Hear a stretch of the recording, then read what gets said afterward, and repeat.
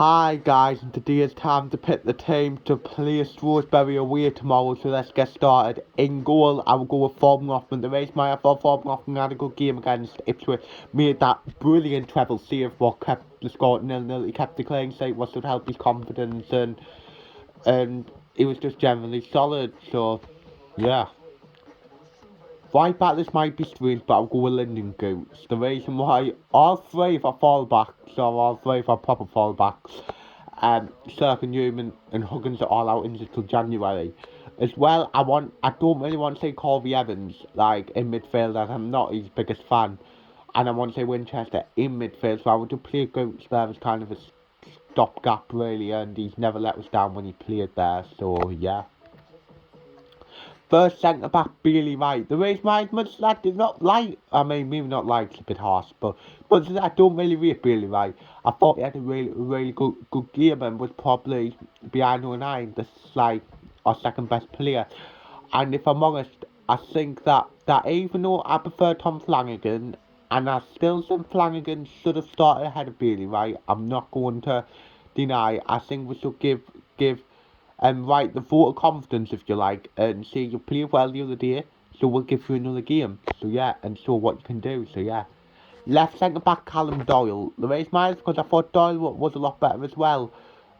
I don't know if Bailey might help them, but that's what I want to say from Doyle. He's a good defender and he's ridiculously good for his age and yes, hopefully he can continue. As I would say, on the whole, Callum Doyle had a brilliant season. I still do feel sorry for Tom Flanagan, but after we kept the clean slate, I don't think we can really change the, like, I know I will go to right back, but I don't think we can really change the centre pairing up, so yeah. Left back, local 9, the reason why, of course, like I just said, Circle's out, but there's just something about local 9 when he plays at fullback. He was absolutely outstanding on the weekend. And also scored his second goal of the season, what was a bit lucky, but you still got to be there to finish it. And I hope local 9 and the club have realised his best position is just at fullback, because you could tell even when he was on the opposite side, so yeah. Then, first centre mid Dan Neil, I thought that weren't necessarily his best game like on Saturday, but overall, for me, he's been probably the best player this season. So I don't think he deserves to be dropped. So yeah.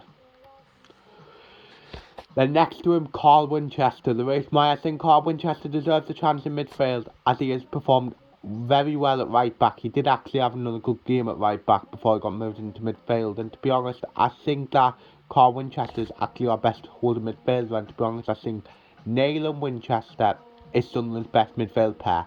And if Goats and O'Nine's got to play right and left back to like get our best midfield pair like playing in midfield, I don't care, that's what I want to say. Our best midfield pair playing together.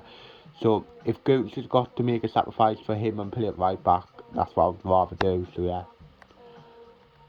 Right wing is McGady. The reason why, because I thought McGady made a difference off the bench on Saturday. I do agree that he should have been like dropped to the bench, but he came on, like, just changed the game, like multiple chances were created was when he was in the pitch, and he took his penalty really well. Funny enough, all three of Ian McGady's goals this season have been from the penalty spot. So yeah. Cam Elliott Embleton. Elliott Embleton didn't really have a good game on Saturday, and to be honest, I couldn't really argue if Alex puts on. I wouldn't complain if puts on, but again, as Embleton's been good for us this season, I think I would give him the vote of confidence and give him a chance to like put it right. I think his record is kind of being a bit like off. So yeah.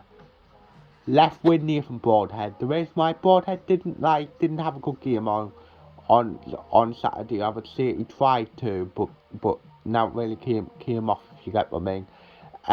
But I think that he deserves. This is his run in the team like to show that he is a good player. Because from what I've seen from him, he's looked a good player, and I think he just needs consistency and to be kind of let off for having a bad game, if you get what I mean. So yeah.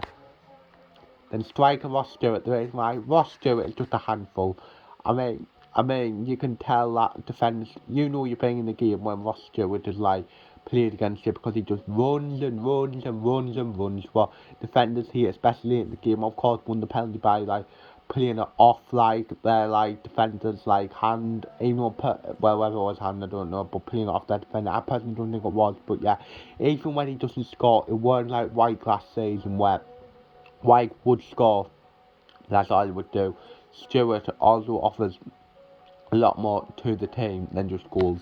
So yeah, they got the bench have got Anthony Patterson, Tom Flanagan, Frank Alvarez, Corey Evans, Ian O'Brien, Leon Diaku, and Alex Pritchard. So yeah, so after the win on Tuesday, I mean on Saturday, I'm hoping that we can get back-to-back wins, and that's something we'll do with no disrespect to Shrewsbury. I'm going to go for Shrewsbury nil, Sunderland 2, and I'm going to see Dan Neil score, and I'll see if Ross Stewart will score. So yes, that's the end of the video. Hope you've enjoyed it. Like, subscribe, view, comment, and say yeah.